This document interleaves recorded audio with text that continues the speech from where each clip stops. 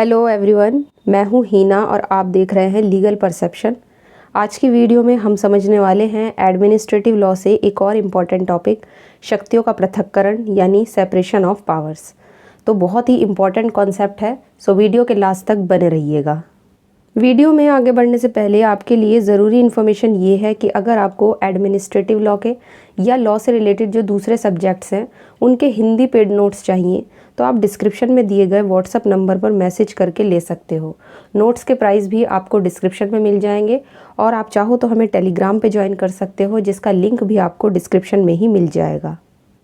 तो आज का हमारा टॉपिक है शक्तियों का पृथक्करण यानी सेपरेशन ऑफ पावर्स, जो एग्ज़ाम के पॉइंट ऑफ व्यू से बहुत ही इम्पॉर्टेंट कॉन्सेप्ट है। सबसे पहले हम इसके बारे में समझेंगे, इसका मीनिंग जानेंगे और लास्ट में हम केस लॉज भी डिस्कस करेंगे। तो अगर मैं शक्तियों का पृथक्करण यानी सेपरेशन ऑफ पावर्स के प्रिंसिपल की बात करते हैं या इस सिद्धांत की बात करते हैं तो हमें थोड़ा सा इसको डिटेल में पढ़ना होगा, जिससे चीज़ें आपको अच्छे से क्लियर हो जाए। तो अगर बात करें शक्तियों के पृथक्करण की, तो ये जो सिद्धांत है, ये जो प्रिंसिपल है, ये काफ़ी एंशंट प्रिंसिपल है, मतलब बहुत ही प्राचीन सिद्धांत है। सबसे पहले क्या होता है कि अरस्तु जो एक बहुत बड़े दार्शनिक थे, उनको इसका प्रवर्तक माना जाता है। उन्होंने क्या किया कि अपनी एक बुक थी उनकी पॉलिटिक्स में इस सिद्धांत का, शक्ति के पृथक्करण को, वहाँ पे इसका वर्णन किया था, इस डॉक्ट्रिन का। और जॉन लॉक जो एक राजनीतिक विचारक थे, उन्होंने भी अपनी बुक सिविल गवर्नमेंट में इस डॉक्ट्रिन का जिक्र किया है। तो यहाँ पे अगर हम, क्योंकि हमने कहा है कि भाई ये जो सिद्धांत है ये काफ़ी प्राचीन है, एंशंट है, तो देखो आप देख सकते हो कि पहले ही टाइम से इस डॉक्ट्रिन का कहीं ना कहीं जिक्र आया है, जैसे अरस्तु ने अपनी बुक में किया है और जॉन लॉक ने अपनी बुक में किया है। इसके बाद अगर मैं बात करूँ मॉन्टेस्क्यू की, तो सबसे पहले ये माना जाता है कि मॉन्टेस्क्यू ही थे जो एक फ्रांसीसी दार्शनिक थे, मतलब एक फ्रेंच फिलोसोफर थे, जिन्होंने अपनी book the spirit of laws में सबसे ज़्यादा इसको व्यवस्थित किया और साइंटिफिकली इस प्रिंसिपल का जिक्र किया। यहाँ पे ये जो श्रेय है किसको जाता है कि पावर ऑफ सेपरेशन डॉक्ट्रिन किसने प्रोपाउंड किया है, ये किया है मॉन्टेस्क्यू ने। तो 2 से 3 लोगों का आप नाम याद रखिएगा। अरस्तु ने पॉलिटिक्स नाम की बुक में इसका यूज़ किया है, इसके बाद जॉन लॉक आते हैं, उन्होंने भी इसका यूज़ किया है। लेकिन मॉन्टेस्क्यू जो फ्रांसीसी विचारक थे, उन्होंने अपनी book the spirit of laws में इसको बहुत ही अच्छे तरीके से और साइंटिफिक तरीके से इसका यूज़ किया है या इसका जिक्र किया है। ये सब चीज़ें आई। अब इतना कुछ समझने के बाद हम आगे पढ़ेंगे और देखेंगे कि ये जो सिद्धांत है आपका शक्तियों का पृथक्करण, ये मतलब इसका मीनिंग क्या है, क्या इसका अर्थ निकल के आता है। तो मीनिंग जानना बेहद ज़रूरी होता है किसी भी चीज़ का, जब हम कोई डॉक्ट्रिन या कोई प्रिंसिपल पढ़ते हैं। तो अगर मैं मीनिंग की बात करूं तो मॉन्टेस्क्यू कहते हैं कि राज्य की शक्ति उसके तीनों भागों में, कार्यपालिका, विधायपालिका और यहाँ पे न्यायपालिका के बीच में बांट देनी चाहिए। यानी कि लेजिस्लेचर, एग्जीक्यूटिव और जुडिशरी, जो स्टेट के 3 पिलर्स माने जाते हैं, इनके बीच में शक्तियाँ बटी हुई होनी चाहिए, पावर्स सेपरेट होनी चाहिए, तीनों की शक्तियाँ एकदम अलग अलग होनी चाहिए। जैसे एग्जाम्पल के तौर पे मान लो A, B और C 3 लोग हैं और तीनों का काम अलग अलग है। अब पावर ऑफ सेपरेशन का जो डॉक्ट्रिन है, इसके हिसाब से अगर देखा जाए या यहाँ पे इन तीनों के बीच में अगर इस चीज़ को लागू किया जाए, तो जो A का काम है वो B नहीं करना चाहिए, B को नहीं करना चाहिए। जो काम C का है वो A नहीं करेगा, मतलब कि जो काम जिसका है ना उसे ही वो करना चाहिए। फॉर एग्ज़ाम्पल, जैसे हम जानते हैं कि लेजिस्लेचर, विधायिका का काम क्या है, कानूनों को बनाना। एग्जीक्यूटिव का काम क्या है, उन कानूनों को लागू करना। और जुडिशरी का काम है लॉ का इंटरप्रिटेशन, उस कानून की व्याख्या करना और डिसीजन वगैरह देना। यही काम है, तीनों के अलग अलग हैं। तो मॉन्टेस्क्यू के अकॉर्डिंग ये तीनों एक दूसरे के काम में बिल्कुल इंटरफेयर ना करें, तीनों अपने अपने काम को करें। यही हिसाब से कहा जाता है कि भाई जो सेपरेशन ऑफ पावर का डॉक्ट्रिन है, जो सिद्धांत है, वो यही कहता है कि गवर्नमेंट की जो ये तीनों शक्तियां हैं वो अलग अलग होनी चाहिए एक दूसरे से। कोई भी एक दूसरे के काम में, कोई भी एक दूसरे की पावर में को एक्सरसाइज ना करे, ना ही इंटरफेयर करे। तो यही मतलब है सेपरेशन ऑफ पावर का। मॉन्टेस्क्यू ने इसका ये सिंपल मीनिंग निकाला है और यहाँ पे भी देखो इन्होंने उन्हीं तीनों पिलर्स की बात की है, कार्यपालिका की, विधायिका की और न्यायपालिका की। इनके हिसाब से किसी भी व्यक्ति या व्यक्तियों के समूह में राज्य की तीनों शक्तियों, चाहे कार्यपालिका हो, विधायिका हो या न्यायिक शक्तियाँ हों, उनमें एक ही व्यक्ति या व्यक्ति के समूह में उसको निहित नहीं करना चाहिए, क्योंकि ऐसा करने से खतरा हो सकता है ना। इनका मानना ऐसा है। तो सबकी पावर अलग अलग होनी चाहिए।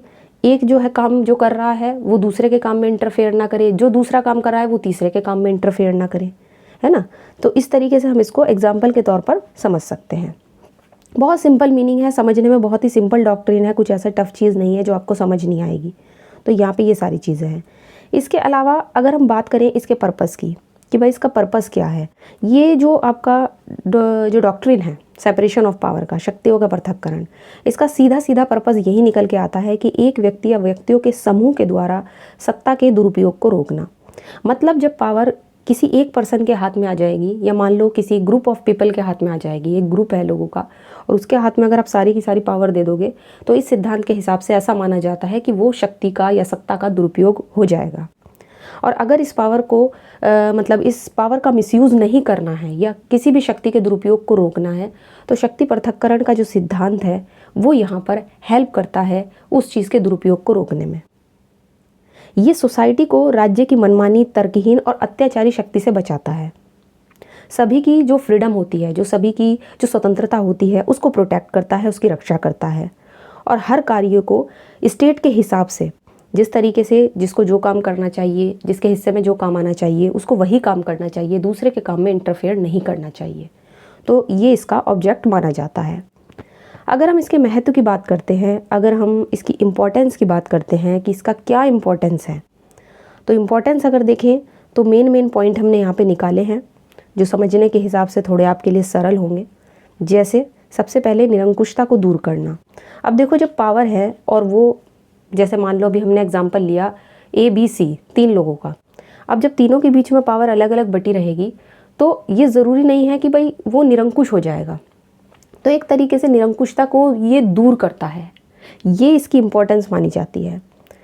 क्योंकि ऐसा माना जाता है कि जो स्टेट है, स्टेट के जितने भी ऑर्गन हैं, अलग अलग ऑर्गन होते हैं, अलग अलग बॉडीज़ अपना अपना काम करती हैं, तो उनके बीच में शक्ति पृथक्करण की ज़रूरत को महसूस किया जाता है, ये माना जाता है।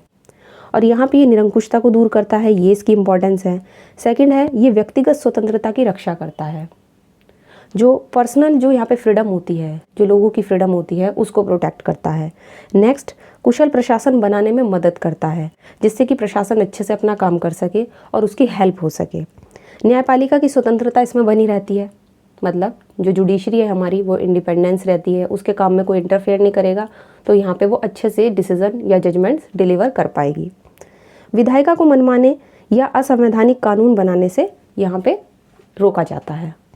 इसके बाद सरकार को अपने कार्यों के लिए जवाबदेह भी यहाँ पे बनाया जाता है।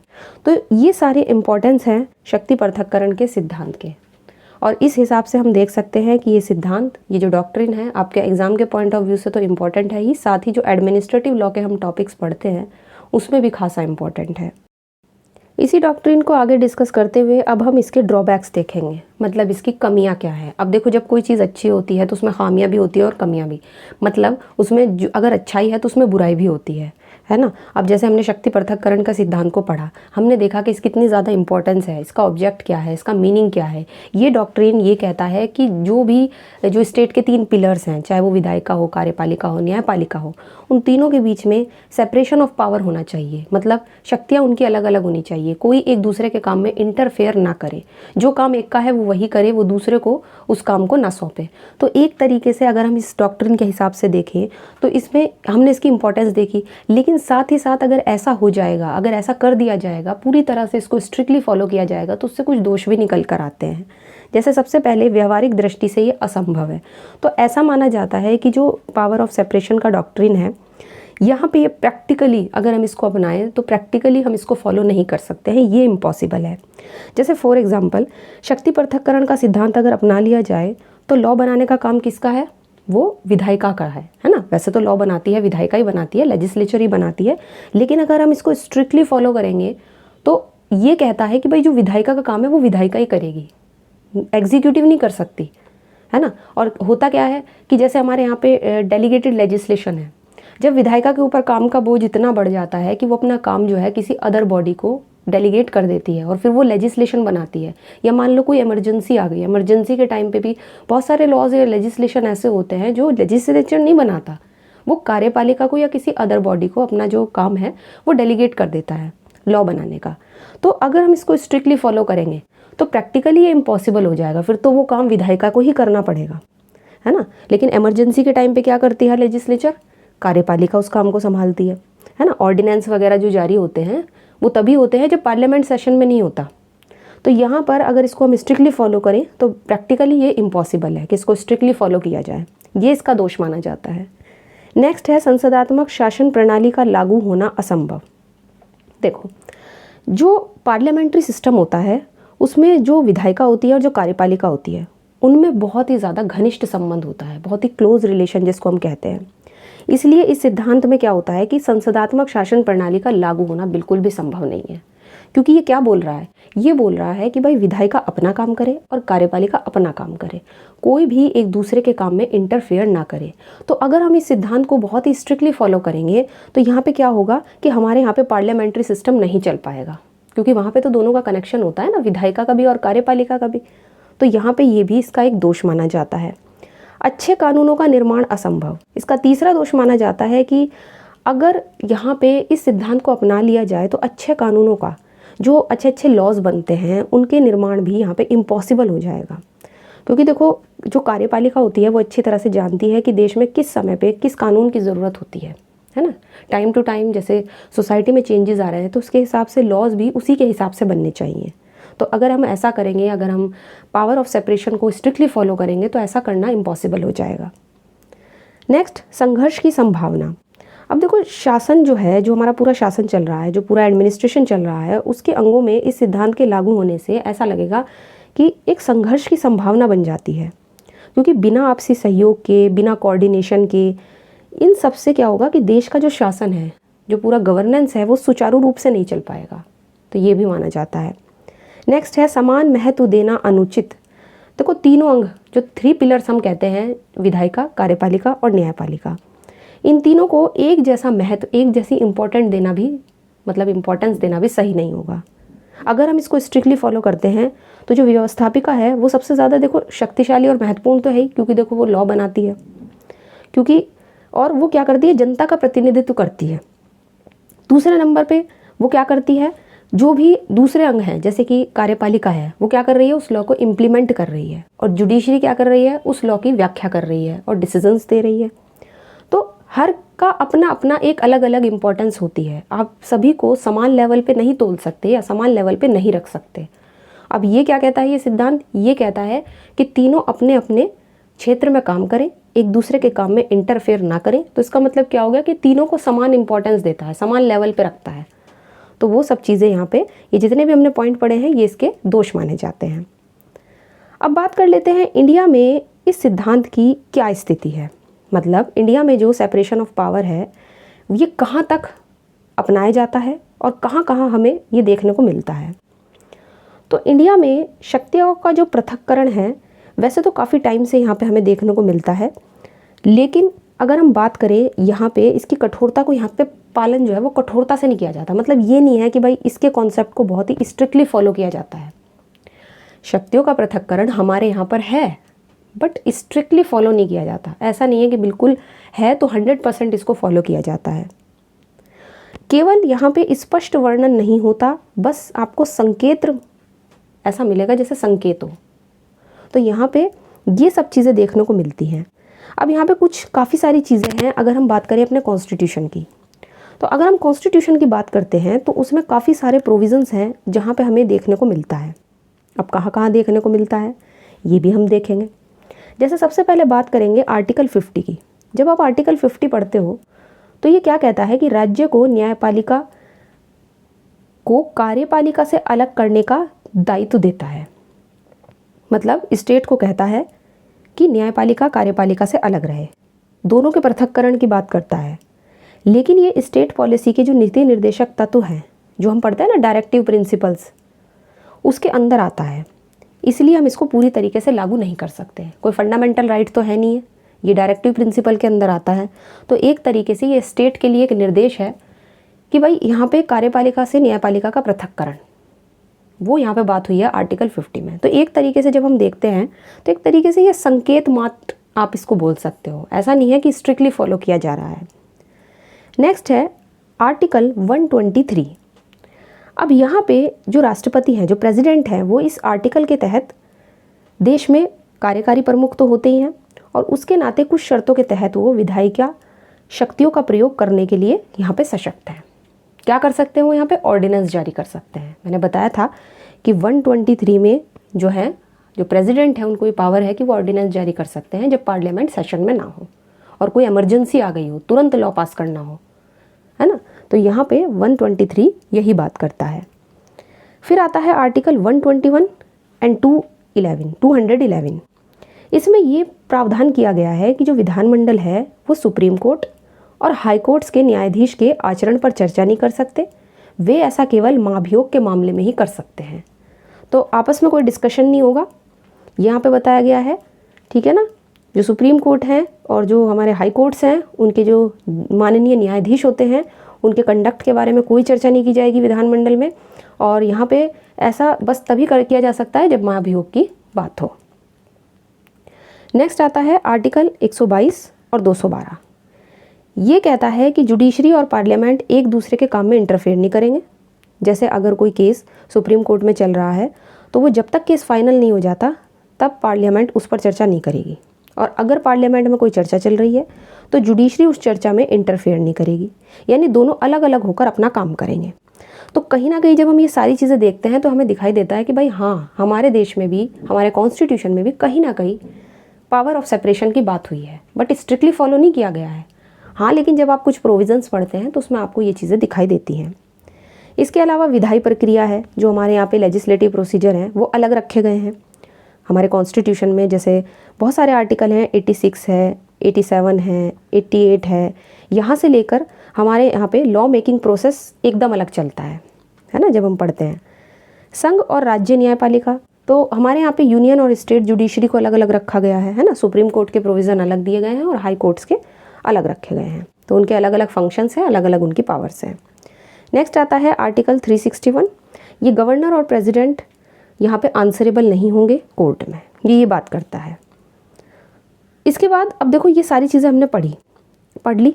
अब हम लास्ट में केस लॉ डिस्कस करेंगे।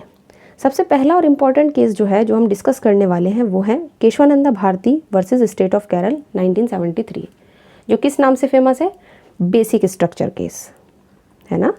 बेसिक स्ट्रक्चर केस, मूल ढांचा, संविधान के मूल ढांचे का जो सिद्धांत था वो केशवानंदा भारती से ही डील करता है। यहीं से हम इसको पढ़ते हैं, बेहद मोस्ट इम्पॉर्टेंट केस है। अगर हम इसको यहाँ पढ़ रहे हैं तो इस मामले में देखो सुप्रीम कोर्ट ने क्या कहा था।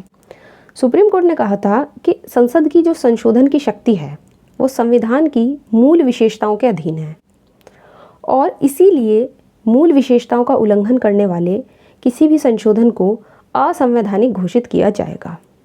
ठीक, मतलब कॉन्स्टिट्यूशन की जो भी मूल विशेषताएं हैं, अगर कोई भी प्रोविज़न उनका उल्लंघन करेगा, कोई भी संशोधन, तो उस संशोधन को हम असंवैधानिक घोषित कर देंगे। इसके बाद नेक्स्ट आता है इंदिरा गांधी वर्सेस राजनारायण, 1975 का केस है और बहुत ही इम्पॉर्टेंट केस है। इस मामले में कहा गया कि जो हमारा भारतीय संविधान है उसमें शक्तियों का विभाजन केवल व्यापक अर्थ में है। अमेरिकी संविधान या ऑस्ट्रेलियाई संविधान के तहत शक्तियों का कठोर विभाजन इंडिया पे लागू नहीं होता। कोर्ट ने ये भी कहा कि जो विशिष्ट विवाद का निपटारा है, जो मतलब मेन डिस्प्यूट्स होते हैं, उनको अगर सॉर्ट आउट करना है तो वो एक न्यायिक कार्य है, वो एक जुडिशियल एक्ट है, जिसे संसद संवैधानिक संशोधन शक्ति के तहत कायम करते हुए भी नहीं कर सकती। और आधुनिक सरकार के कामकाज में शक्तियों के पृथक्करण के सख्त सिद्धांत को लागू करने में कठिनाइयों के अलावा कार्यकारी, विधायी और न्यायिक शक्ति में के विभाजन को हम यहाँ पे परिभाषित करने में भी एक अंतर्निहित कठिनाई होगी। मतलब कोर्ट ने इस केस में ये कहा कि अगर हम बहुत ही ज़्यादा स्ट्रिक्टली फॉलो कर दें अपने देश में सेपरेशन ऑफ पावर के रूल को, तो बहुत ज़्यादा दिक्कतें आ जाएंगी। ऐसा हम नहीं कर सकते। जैसे मैंने भी बताया कि पार्लियामेंट्री सिस्टम है हमारे यहाँ पे, कार्यपालिका और विधायिका में घनिष्ठ संबंध होता है। तो अगर हम इस सिद्धांत को, इस डॉक्ट्रिन को बहुत ही स्ट्रिक्टली फॉलो करेंगे तो वो सिस्टम चलना मुश्किल हो जाएगा, क्योंकि पावर ऑफ सेपरेशन तो ये बात करता है ना कि अलग अलग रह के, है ना, काम करना है अपना, एक दूसरे के काम में इंटरफेयर नहीं करना है। तो शक्तियों का पृथक्करण में ये सब चीज़ें हैं, बट हमारे यहाँ पे इस अवधारणा को अपनाया गया है। कहीं कहीं आपको देखो, जैसे हमने इस ऊपर आर्टिकल पढ़े तो इन आर्टिकल में हमने क्या देखा कि कहीं ना कहीं है हमारे यहाँ पे भी सेपरेशन ऑफ पावर का सिद्धांत, लेकिन पूरी तरह से नहीं है, स्ट्रिक्टली फॉलो नहीं करते हम इस चीज़ को। ठीक है ना। तो आई होप आज की वीडियो में हमने जो भी समझा है पावर ऑफ सेपरेशन या सेपरेशन ऑफ पावर के बारे में, जो भी हमारा शक्ति पृथक्करण का सिद्धांत है, एग्जाम के पॉइंट ऑफ व्यू से इम्पॉर्टेंट था, इसलिए हमने इसको केस लॉ के साथ डिस्कस किया है। तो आज की वीडियो अच्छी लगी होगी आपको, मैं यही आशा करती हूँ। और वीडियो अगर अच्छी लगी है तो इसको लाइक कीजिए, शेयर कीजिए, और अगर चैनल पे नए हैं तो इसको सब्सक्राइब कर लीजिए। इसके अलावा आप हमें टेलीग्राम पे भी ज्वाइन कर सकते हो, जिसका लिंक आपको डिस्क्रिप्शन में मिल जाएगा। तो आज की वीडियो में इतना ही, मिलते हैं नेक्स्ट वीडियो में।